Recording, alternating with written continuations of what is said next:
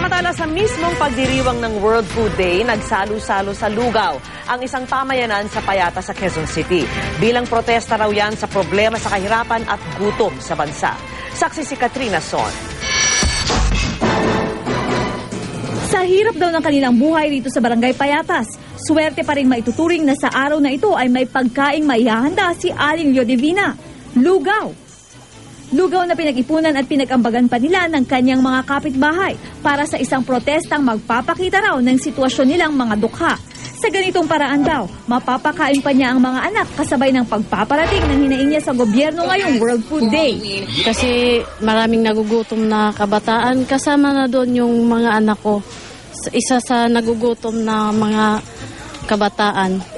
Hindi lang kabataan, pati mga matatanda din. Mahigit 100 din ang napakain nila sa araw na ito. Pero paano raw sa ibang araw o sa ibang lugar? Sa pinakahuling survey ng SWS nitong Agosto, 21% or tinatayang mahigit 4 na milyong pamilyang Pilipino ang nagsabing nakakaranas sila ng gutom. Maraming nagugutom sa ngayon. Ang sabi ng gobyerno na wala nang nagugutom. Paanong mawawala ng nagugutom dahil namatay na yung iba sa gutom? Dahil wala silang magandang ibinibigay na trabaho. Wala na nga ho kaming makain. Ginagawa pa hong pinapalayas pa ho kami dito sa aming lugar.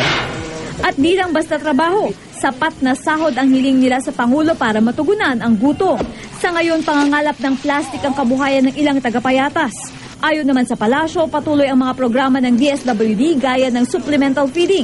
Nariyan din daw ang conditional cash transfer program, sabay pagtitiyak na sinisikap tugunan ng gobyerno ang problema ng kahirapan sa bansa.